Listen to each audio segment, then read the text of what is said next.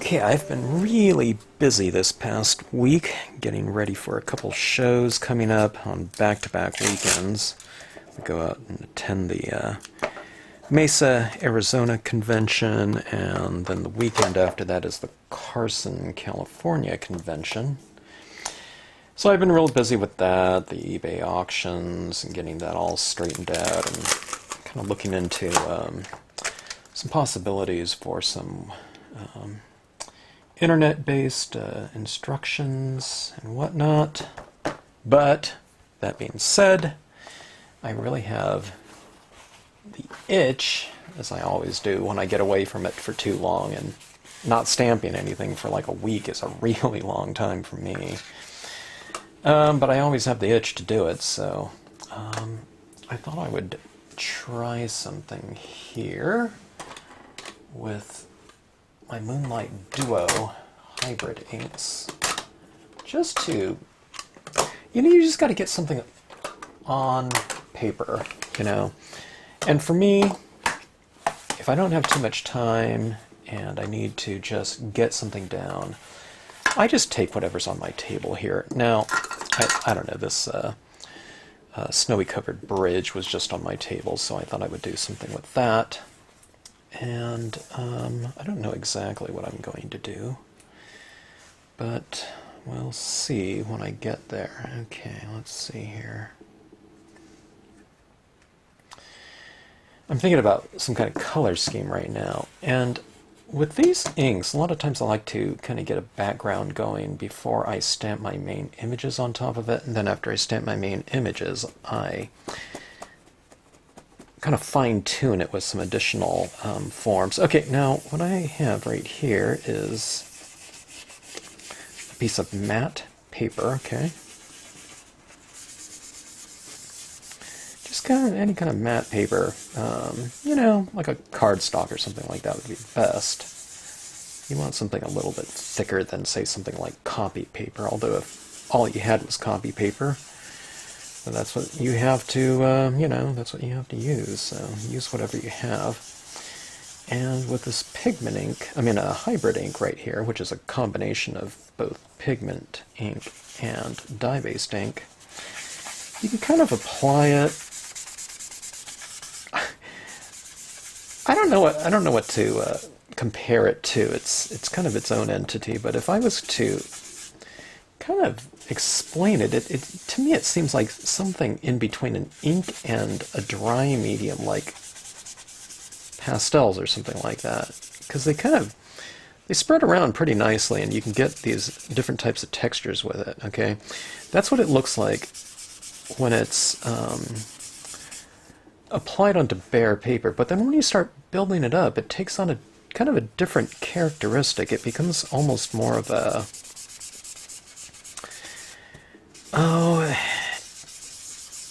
maybe more like an oil pastel, where like right now it feels more like a chalk pastel or something like that. It's set in there like that, but the pigment ink aspect of this, although it is kind of, I don't know that this is really soaking into the paper, but the moisture is probably getting soaked into the paper, so it leaves you with the pigment on the surface right here, okay? I'm just saying this off the top of my head. I don't know exactly what's going on physically with this ink. But, okay, going back to that kind of surface-oriented aspect of it, when you start to build these up more and more on here, on whatever surface you're working on, it'll look different on a glossy paper too, because it's not as absorbent.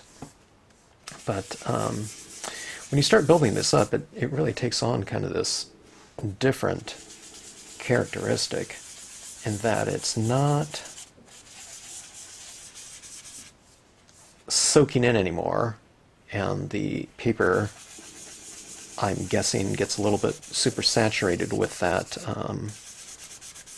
moisture that it's drawing out of the medium,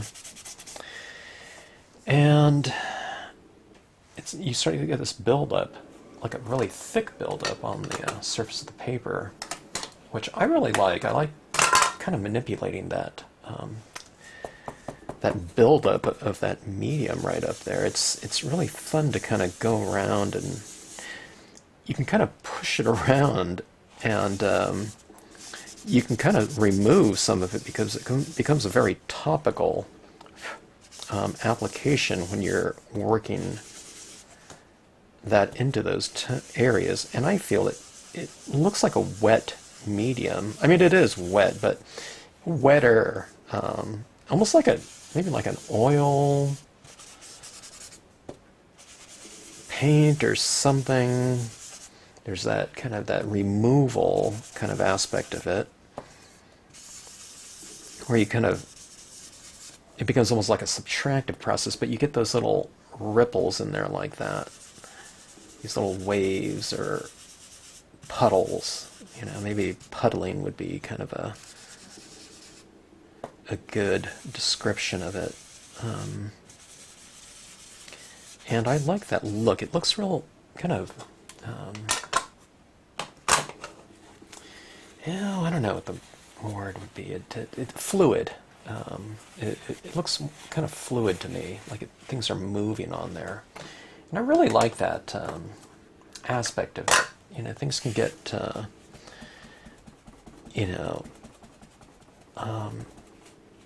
built up with other types of media on paper, but this kind of fluid nature of it and how you can kind of manipulate things a little bit more, kind of after the fact, you know, is always kind of interesting to me. This is green, I don't know, green and purplish blue. I don't know what that would look like, but I'll just take a look here. I think that's a little bit too much, actually, but I don't know, we'll see. I don't know, I wanted to go for something. I've been doing these kind of monochromatics of late, and I just wanted to go for something a little bit more of a kind of a multi-hue kind of surface here. This is white pigment ink, and I mean, I was just using the unicorn, but all of these pads have white pigment ink in them as well, so you can get different variations of that grain in its own kind of dedicated white right here, so that you don't pollute, your just general white pad like that. So I can take a little bit of that green in here and mix it, so it does get, cross-contaminated a little bit like that, but you just wipe it right off, and it's,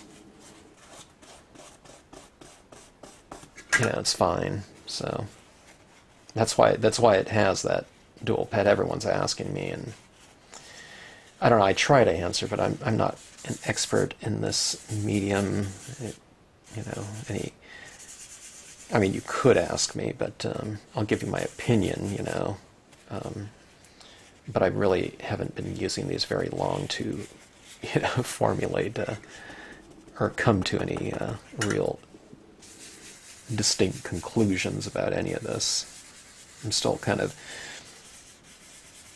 in wonderment anytime I try something with this, and it, I don't know, it's been coming out, it always comes out better than I hoped, just because I'm not used to this kind of malleable medium, where you can kind of manipulate things after the fact. So, say for example, okay, so that got really too green there for me, so I can just go back in with a white like this, and I can mix it with my paints. It's real,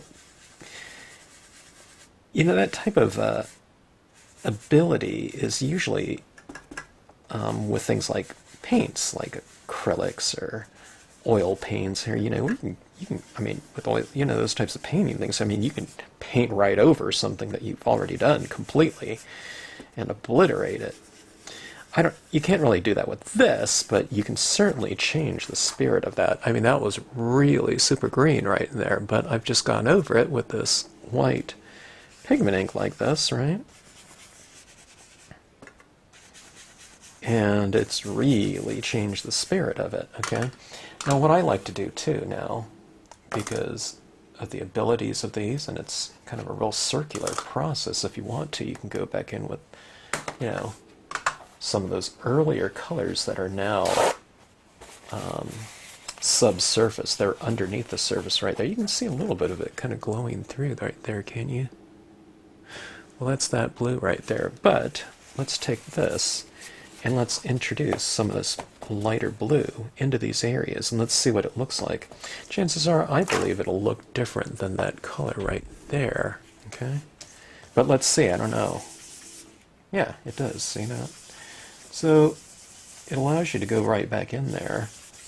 I don't think it's going to, that color right there is not going to look like that looked on white paper, but it definitely influenced it. I mean, you can tell the difference between those two areas.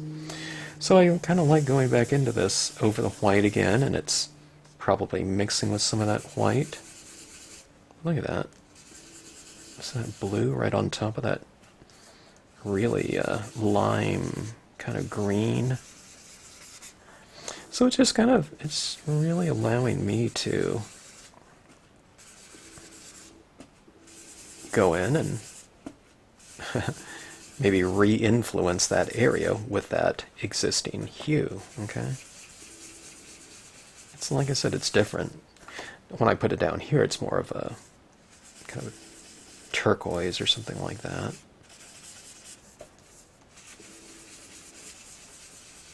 And I mean, if I want to, I can go back in with a white again or something like that. But it's really fun watching it, watching things change, you know, and I mean, hopefully it gets richer and richer. There's something to be said about it too. It's like, I don't feel like I'm in complete control because I don't know exactly what it's going to look like, because it's not like this is opaque and it's covering up anything. It is seem to removing some of it though, but it just influences that surface in a nice rich way, and you get these nice kind of glows working in there. Okay, let's take a look at that stamp, and let's stamp it out in here, okay?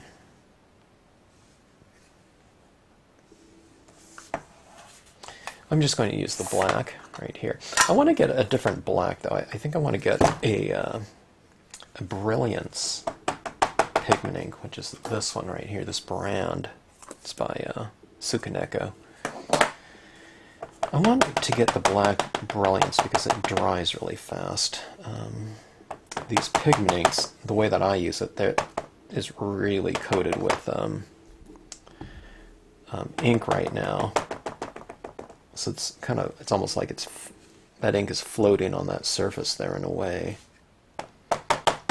Sometimes when I go back into it with another stamp impression right on top, it kind of floats a little bit, that ink. So I might need a quicker drying ink, like Brilliance would probably be.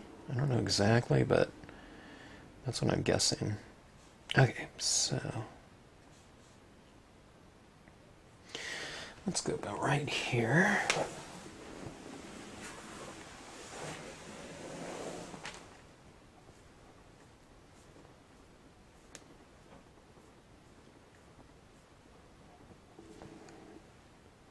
I always hold this down longer than I probably really need to.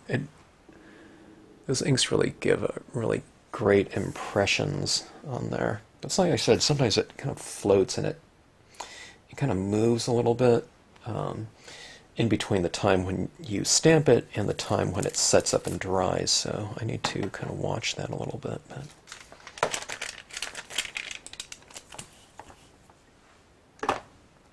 I don't know, I spend a lot of time with that kind of background on there, but you don't have to spend that much time. I mean, I can do something much faster than that, but it is a lot of fun to apply those colors down like that. I love that color manipulation, and just, I don't know, it's like finger painting or something like that, you know, when you're in there and you're kind of moving paints around, you know, those old paints that we use as kids, those school paints or whatever, doing finger painting. So Just a lot of fun. Okay, let's see here. I have these tiny rocks, and I'm going to add a few of these rocks onto the surface. I'm doing it in the blue, so if you do it in the colors that you've utilized, it will kind of harmonize with your color scheme. Okay, so those rocks down there, and things are coming off in perspective, so I can take my small one like that, and if I want to, I can go in. I mean, I don't have to do this. You can use one or the other, or, I mean, you could do it with neither. But I can come in here now with these larger ones and put some larger ones right here, kind of in the foreground like this. So it just gives it a little bit more of a textured surface.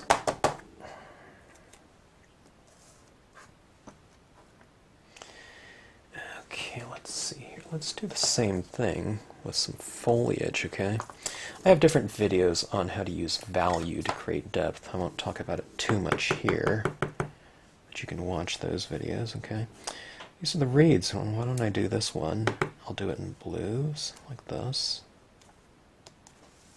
It's the, this one happens to be Aurora Teal, okay? So that Aurora Teal has been utilized in this scene, quite a good amount with all that background in there. Let's see if I happen to have my larger reed stamp. Okay, so that was the smaller reeds. And here's one of those things you can do with kind of creating depth, okay? What I'll do is, I did that smaller one in that Aurora Teal, okay? Can you see it? It's not quite black, right? But I can come into it now, and I'll use the black right here.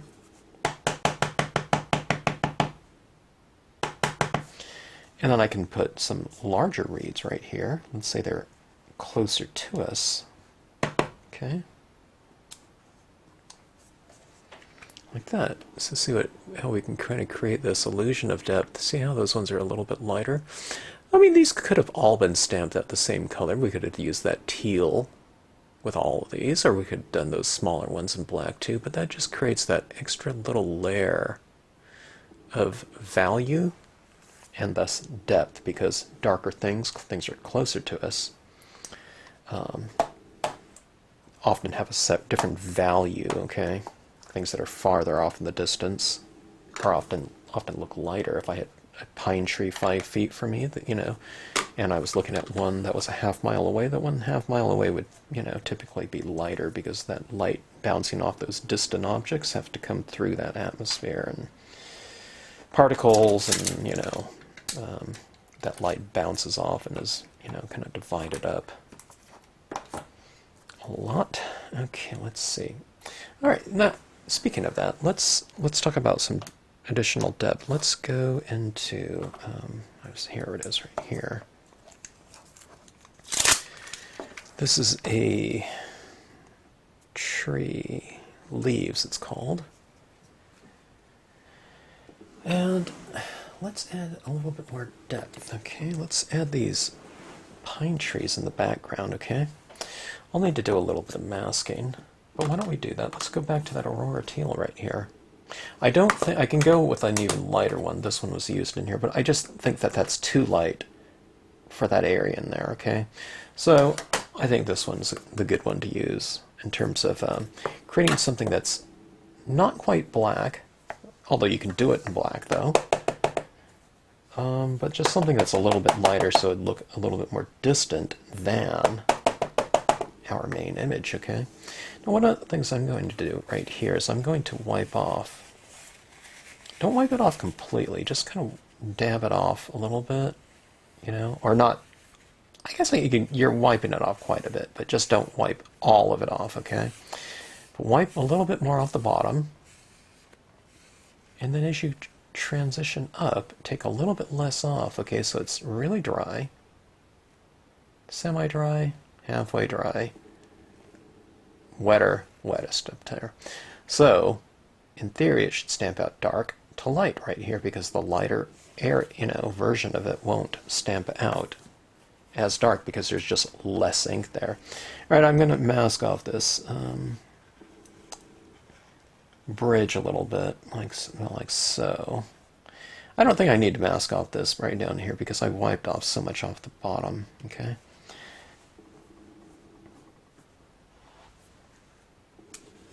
And then you get your trees back there. See how that transitions from dark to light down there?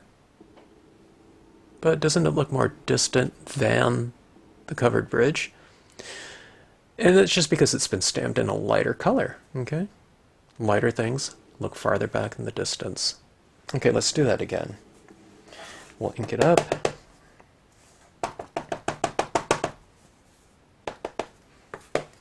Let's go in here.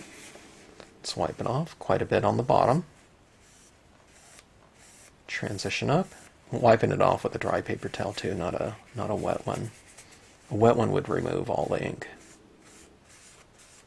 Okay. Wet to dry. And we'll mask this off a little bit. Stampscape stamps, the way I've designed them. By and large, the torn paper towel, is sufficient. You could certainly, cut out a mask out of a, piece of paper like I've done here, for masks and whatnot. If you're using unmatted stamps, you can store the mask with the rubber. Like I use like trading card and currency 3 ring binder organizers. You can just keep the mask right in with your stamp. Okay, get that right back there. See how it transitions like that too? Doesn't it give it a lot of atmosphere and depth, when you do it like that? Let's kind of make things a little bit more interesting in this area too. Let me put, well, let's see if I have my, yeah, okay. I don't see my little, I'm looking for my bare pine, leafless pine. Well, I could put right out here. Something, well, I tell you what. I'm looking for the smaller one. I don't happen to have that on my table. Maybe in the spirit of this video of just using whatever you have, I'll just bypass it. Okay, so, alright, let's hear it. Let's go with Aurora Teal, okay. So we created depth right down here with our foreground on the ground, okay. Now this is, not in the sky or anything like that. It just represents, us standing underneath the tree here. But let's put some of this here. It should frame off the scene really nicely, like that, okay?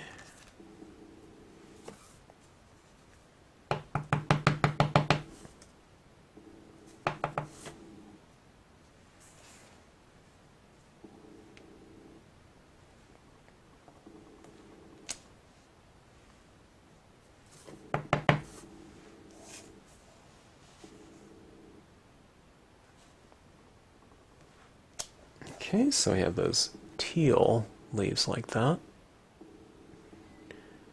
It looks a little bit different when it dries. See how that looks down there? That'll look similar. You can see where it's drying over here. It looks a little bit lighter. These ones are a little bit darker, like that. But let's create that same depth now up top. Okay, so I'm going in with the black leaves.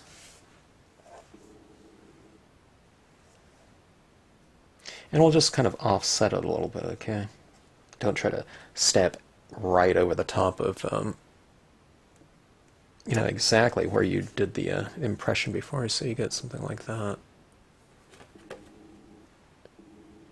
Okay, and I'll do that across the top here.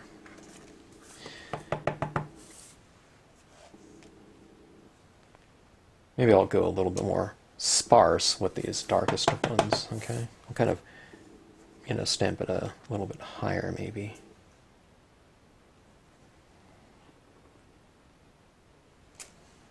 So, I mean, this is a pretty simple card, but what we're doing is we're using a little bit more of a sophisticated kind of a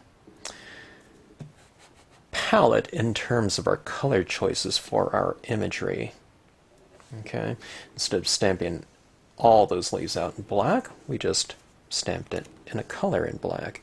Down here with the reeds, you stamp those reeds in a color as well as black.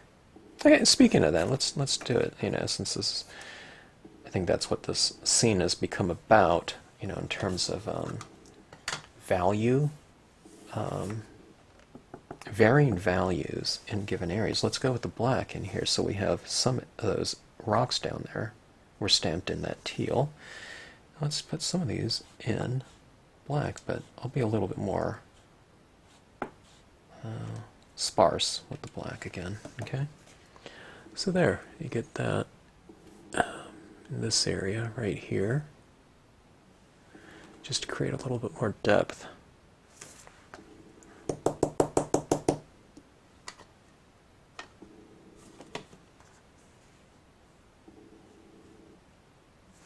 I'm trying to think if I need anything else in here.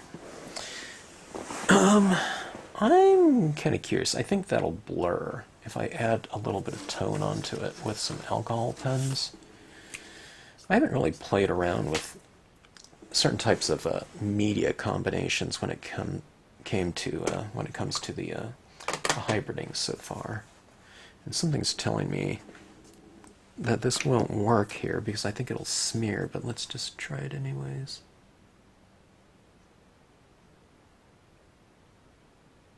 Yeah, it's kind of dragging a little bit of the image. I mean, that pigment ink is very surface oriented, so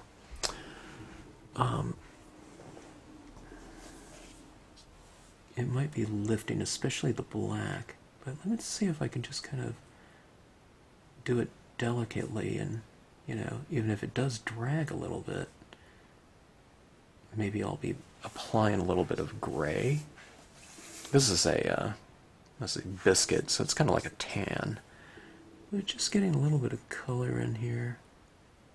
I'll try to use a real light touch just to get a little bit of different hue onto that bridge. Okay. Yeah, something like that. I don't know if you can tell. That one, really, I can tell that a lot. I don't know why. When I put it over here, I don't know, I didn't get that little streak like that. So it's kind of interesting. Maybe I pressed harder right over there, so I don't know.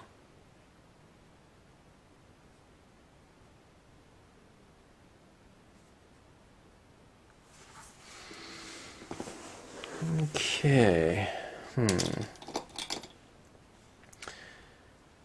Decisions, trying to think if I want anything more in here.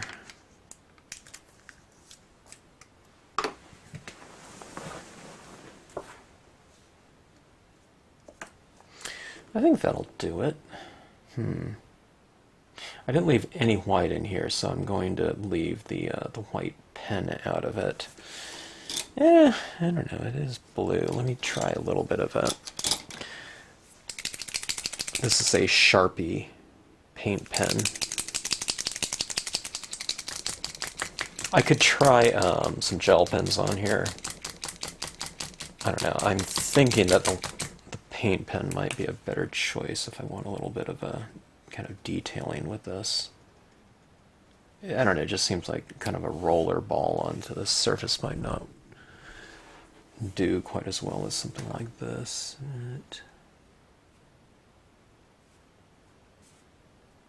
Yeah, okay, this is kind of giving me a little bit of highlighting in here.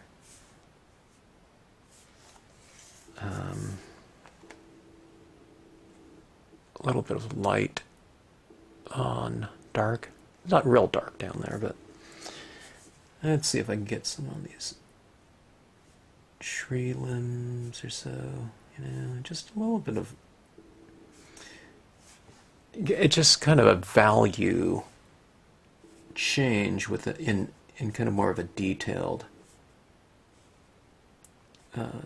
area.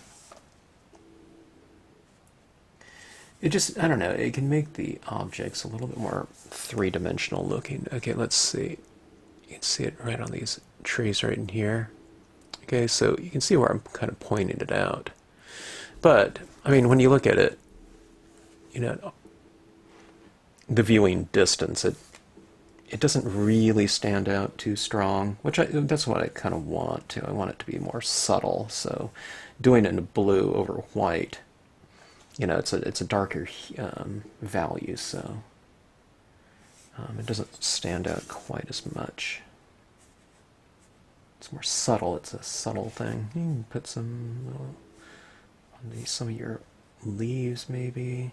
Gives a little bit of dimension and, I don't know, kind of shimmer and sparkle to those objects in that space, in that area.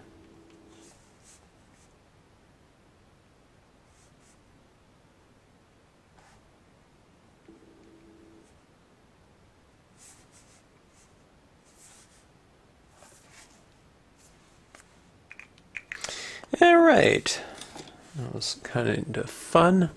We have that little glowing area. I usually don't do that type of little kind of greenish look down there, but I like it in terms of the color glow. I just wanted to kind of create a little bit of a stronger kind of light source. And you know, it's kind of interesting when you do a scene like this. I mean, you don't need this kind of formal, kind of logical light source. I usually put it up in the sky anyway, and I have, you know, kind of an overhead light or a backlit type of object in here. But in this one right here, this kind of glowing area really is the light source of the thing. It's like the glowing earth or something like that, or whatever. I mean, there could be some break in, you know, the clouds above or something like that, and it's, you know, a super pea soup, you know, type of foggy, I don't know, twilight or night or whatever, or something like that. It's just, you know, the landscape's alive with that.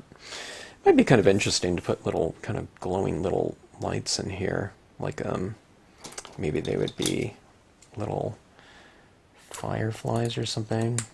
I don't know, when I started kind of describing it, I started thinking of Disney types of things. Let me see if I can do something here and just make some of these little areas. I don't know, like I said, if I did like those little white things like this, it would stand out too much, but when I started talking about it, these little kind of lightning bugs or something like that came to mind, or little magical little orbs or something like that kind of come to mind.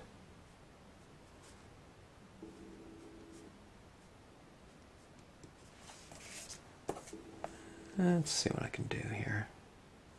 It's another kind of source of light too when you add in little elements like this.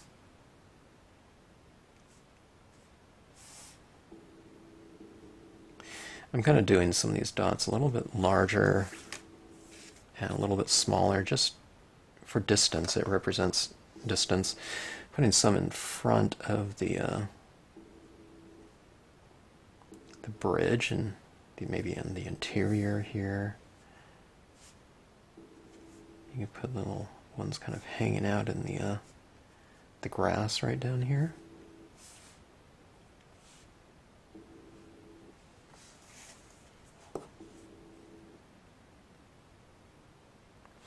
The Aurora Borealis is one thing, the Northern Lights, that's one of my bucket list types of things that I need to see in person one of these days.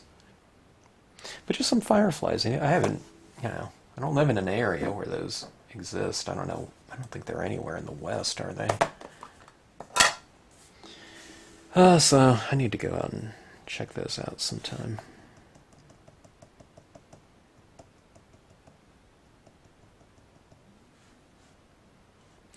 People tell me they used to kind of collect them in jars, you know. check them out, have a little glowing lamp, and then, I don't know, let them go at the end of the night or whenever they're going in. But, okay, let's see right here. See all the little things like that? But they're not quite complete, though, are they? And I know they should be more of a greenish tinge, but I'm just doing them in white right here just so they stand out a little bit more. Okay, so with a very dry pigment ink applied cotton swab, I'll apply this to some of these little glowing little dots to make them glow, make them appear as though they're glowing. So you want this to be really quite dry so that you're not applying these big blobs of ink.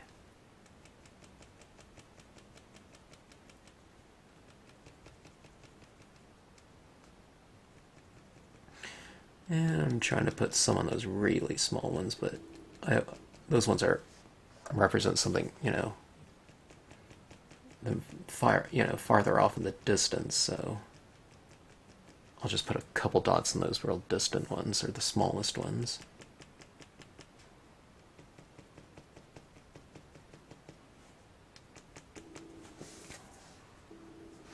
Okay, so how's that? It's kind of like the little magical bridge now, huh? Wouldn't you like to go there and kind of watch those little fireflies in this location? So anyways, like I said, I've been really busy. This is the perfect little example of what I see as, one of those kind of little twists on just rubber stamping in general. We all kind of get lost in our projects and then the creative process, and we lose track of time. But when you're doing like a scene or something like that, sometimes it can be this kind of transportive type of experience, and you can kind of mentally go to these locations in some, I don't know, like subconscious way, the areas that you're stamping out in terms of a specific, or I don't know, location or where that might be. It's kind of fun to do something like that mentally. All right, so what do we have here? We have a lot of depth in here, right? You can see the black and the blue. You can see the transitions of the tree values going from darker to lighter down below. That also gives it some depth, and it pushes those trees, back into the distance, especially from the bridge right here. Not that they would look bad in black too, it just, they would look much closer. And you get this little kind of varied value impressions down here. Look at these different rocks in here. Doesn't that look real kind of deep and, I don't know, varied down here? And it does look quite different than as if everything was, if everyone was just stamped out in black like that, all these areas right in here, I don't think it would have quite as much of the visual richness in terms of those varying values, the value changes that are happening throughout this piece. I mean, this is a really simple, composition right here. I mean, we just, you got that background going right here. What do we have, right? 1, 2, 3, 4, 5, 6 stamps or something like that. But we could have stamped out those, the same size reeds down here. Same size, little rock textures in the form of those tiny rocks like that. But if you just kind of vary things up a little bit, it can make for a nice, rich, deep spatial statement like that. Okay, anyways, I hope you liked the scene. This gets so saturated with ink, my paper often starts bowing, so you just have to counter bow it a little bit back like that. All right. Like I said, fun stuff. Provided a nice little break for me and kind of a, I don't know, mental and emotional journey into the location during the entire process. And we came out with a nice little kind of adventure into that scene, but also for me it's kind of another thing where you can test out some different techniques and whatnot, you know, with like alcohol ink on that little bridge back there, just to vary the color of it and to give it a little bit more opacity. You know, all that background color was just kind of shining through, you know, the wood planks before, but you know, you just kind of put a little bit of tone on it like that, and it, you know, it just changes it up a little bit and makes it a little bit more, I don't know, anchored in the scene rather than just everything kind of showing through it like that. So I'd say that worked out pretty good, but you just have to kind of go with a real delicate touch on there, otherwise you're going to be lifting some of that ink off of the surface, because like I said, the hybrid inks, you know, when you build it up like that, they're really built up off the page. So anyways, if you have any questions, drop me a note in the comment section. Hope you like, share, and subscribe. And as always, thanks for tuning in to the Stampscapes channel.